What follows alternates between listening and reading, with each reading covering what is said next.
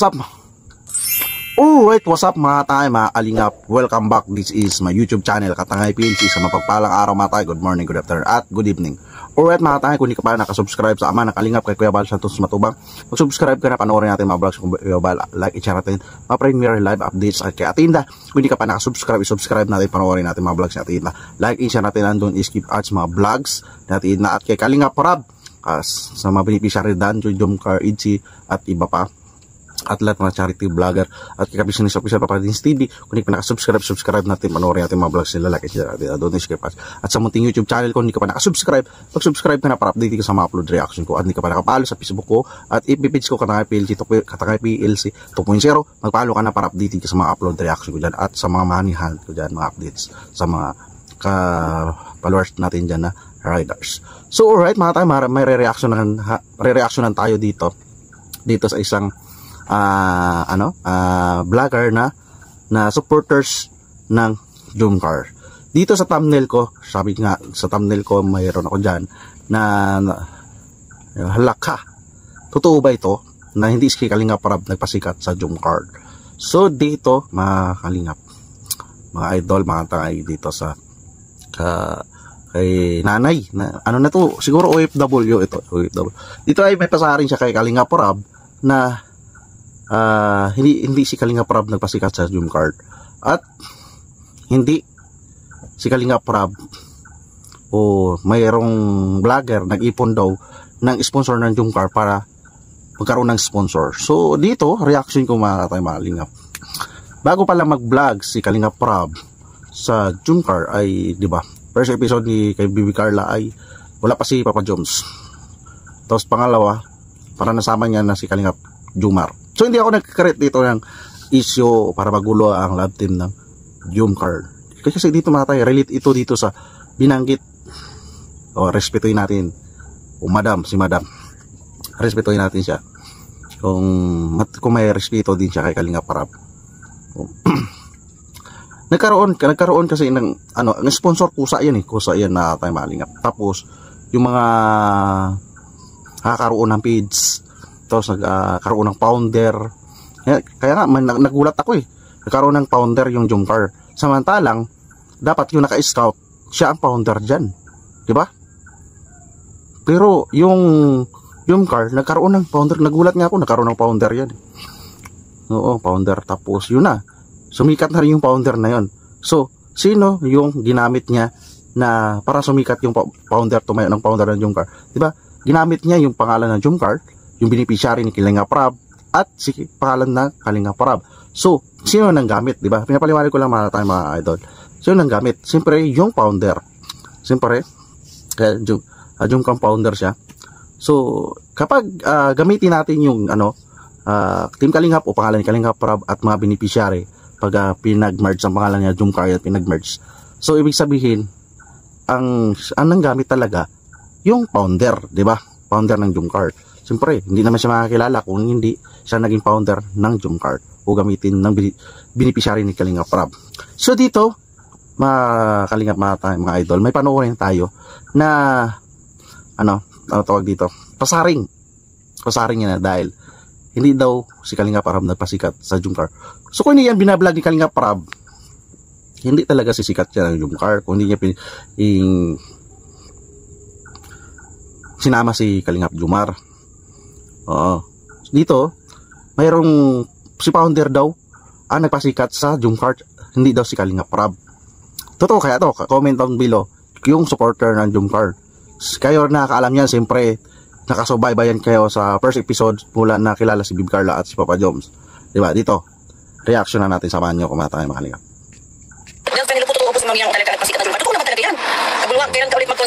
Dito, may binasa siya na comment ng viewers niya. So, ang bangit na hindi daw si founder ang nagpasikat sa Jom Car. Dito, pinapaboran niya yung viewers niya. Diba? So, totoo man yan, sabi niya. Totoo man yan, si founder. Hindi ko nabanggitin dito. Basta founder na lang. Then, binanggit niya naman doon. Kakilala niya na ng mga viewers ng Jom Car. Alam ko, nanonood. So, ibig sabihin, nagpapabor siya sa comment section niya na ang nagpasikat, yung founder, hindi si Kalingap Rab. O, di ba? Tuloy natin. Pusisiin natin mga kalingap matay. Yan ang mali. Yan ang mali na isang baguang vlogger. Yan ang mali niya. Huwag siyang magbasa ng comment ng panatiko. Dahil isa yan sa magkikreate ng issue. Di ba? Magkikreate yan ng issue. Dapat hindi niya nabangkitin, basahin niya lang. So, di ba? Dito pinapaboran niya yung viewers niya. So, ito nakikreate ng issue. So, ibig sabihin, si Founder nagpasikat sa Jungkar, hindi si Kalinga Prob. Di ba? Tuloy natin. Kita, si Elizabeth, ha? Yung mga Jungkar 18 dyan, gagawin ko kayong moderator. Sige.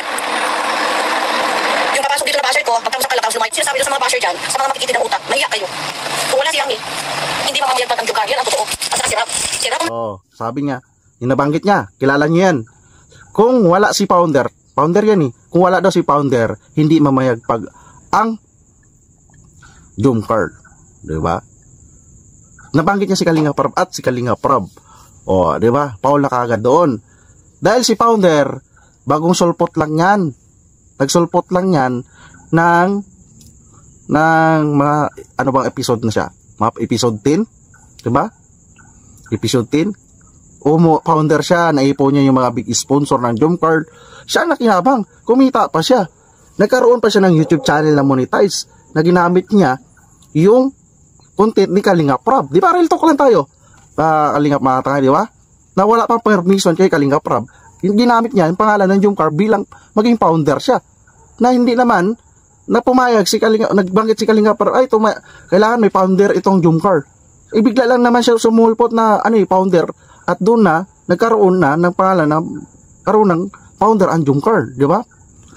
Tapos, karoon na ng, siya, supporters, dahil sa Jungkar, dahil sa supporters din ni Kalinga Prob, Team Kalingap, siya ang nakinabang. Di ba? Pumasok naman siya, viewers naman siya, di pa siya vlogger. Pumasok siya, unti-unti nakikilala siya, founder ng Jungkar, di ba? Siya nakakuha ng benefits na panalo siya, wala siyang gastos, di ba? Di ba? Na dapat yung Jungkar wala yan founder kasi pag-alam ko na-scout yan nila Kalinga Prob na daanan si Bibi Carla sa isang waiting shed, di ba? Waiting shed. Parang nabanggit yan ni Kalinga Prob siya. Parang nakita niya si Bibi Carla kaso hindi nagpa-vlog kay Dr. Love. So wala na tayo doon. Pero nadaanan nila Kalinga Prob yan si Bibi Carla. Nagatinda na di ba? Puto. Maalala yung mata Kalingap. So sila Kalinga Prob dyan nakahanap. So dapat si Kalinga Prob dyan ang founder ng Jungkar. Diba malinaw?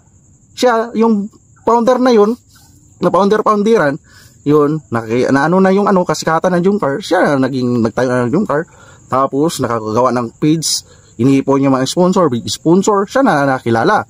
Diba? Dapat si Kalinga Prob dyan ang founder ng Jungkar, siya dyan nakita sa waiting shed, mga keyboys. Diba? So hindi na nag-question dun si Kalinga Prob. Kasi si Kalinga Prob, alam na natin, napakabait na vlogger yan, anak ni Kuya Bal. Diba? So hindi niya na inano yan. Hinayaan niya na, siyempre, nakakatulong naman. So mga itong mga bagwang mga vlogger, si nanay, si madam, dapat may mga supporter sa Jungkar, comment niya, huwag yan nabasahin. Kasi, yan ang imbit siya nag-apoy. Kakaroon ng issue, imbis iwas na sana ng issue, ito na naman, karoon na ng issue, ma-reaction na, dapat, pag-irresponsable ka na vlogger na wag ka magbasa ng mga comment ng panatiko. Tuloy natin. Si Rob ang naka-scout, pero si Emmy ang naghanap ng mga sponsor para maging sikat ang Jungkar at ipinaglaban niya yan. Alright. Sabi niya, kahit si Kalinga Prob naka-scout, si founder daw naghanap ng mga sponsor. So, hindi nag-utos si Kalinga Prob na maghanap siya ng sponsor sa Jungkar. Dahil ang sponsor, di ba? Real talk tayo. Kusa yan nanonood sa vlog ni Kalinga Prob. Kapag nagustuhan niya yan sa isang beneficiary na tumulong, kaya sabi ni Kalinga Prob, wag na kayong kumontak sa iba, sa mga keyboys na lang, sa page niya Kalinga Prob, sa Facebook niya Rabone, di ba? Para direct na sa kanya mag-contact. Di ba? Ngayon, binabanggit niya daw dito, si founder naghanap ng mga big sponsor ng Jungkar. Wala namang inutos si Kalinga Prob doon sa founder na yon.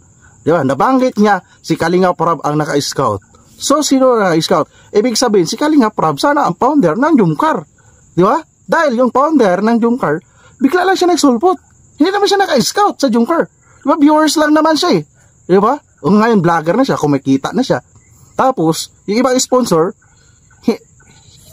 kumikita na rin siya. Siyempre, papayag kaya siya gagastos na hindi siya, na wala siyang cut-on.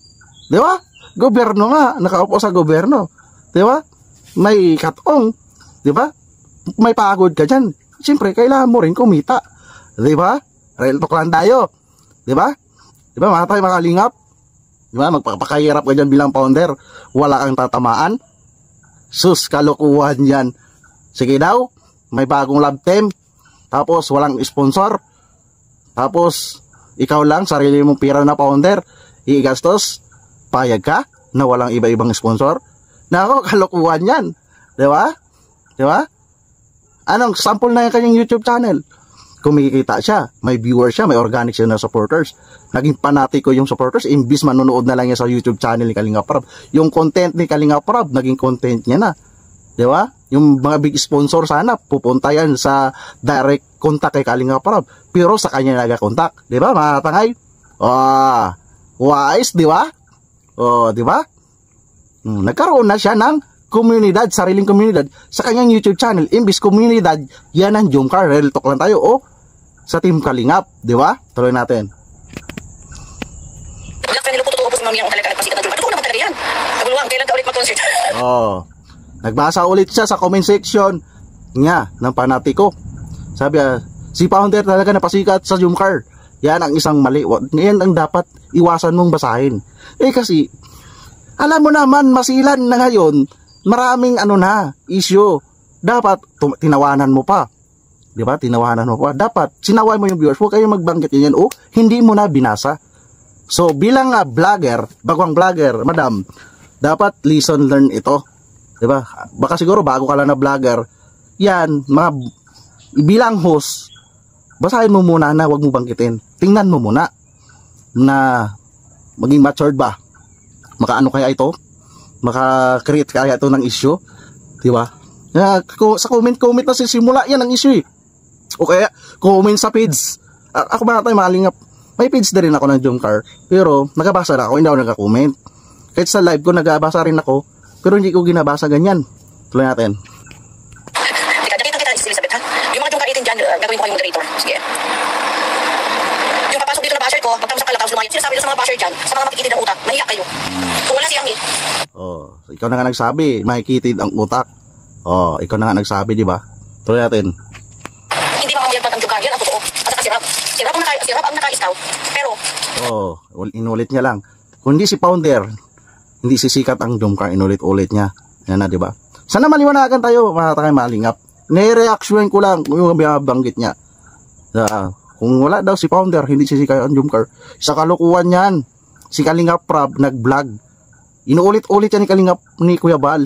Lahat na binablog ni Kalinga Prab naga-trending, naga-viral. So, si Kalinga Prab ang nagpapasikat sa beneficiary. Si Kalinga Prab ang viral. Diba? Biglaan na nagsusulputan yung mga founder. Real talk yan. Si Kalinga Prab ang nagpapasikat sa beneficiary. Diba? Si Kalinga Prab ang viral. Yan ang totoo. So, alright, mga lang reaction ko. Yan. Kayo na lang mag-usga dyan. Comment down below na lang dyan sa baba. Comments. At kung hindi ka pa nakasubscribe sa Ama ng Kalingap kay Kuya Bal Santos Matubang, mag-subscribe ka na para update ka sa mga upload vlogs, premier live update ni Kuya Bal. At kay atin na, kung hindi ka pa nakasubscribe, subscribe natin. Panoorin natin mga vlogs. Like siya natin. Doon skip ads. At kay Kalinga Prab, kung hindi ka pa nakasubscribe, subscribe natin. Panoorin natin. Like and share natin. Andun skip ads. At iba pang charity vlogger. At kay Kabisnes Official Papadins TV, mag-subscribe ka na. At sa aking mutong YouTube channel, Katay PLC, Facebook, pagpalo ka na at ipipits ko Katay PLC Tomisero para updated ka sa mga upload reaction ko. At maraming salamat mga tangay sa panonood sa aking reaction. See you sa next reaction ko mga tangay. Maraming salamat at lagi tayong mag-ingat. Adios, bye bye, thank you.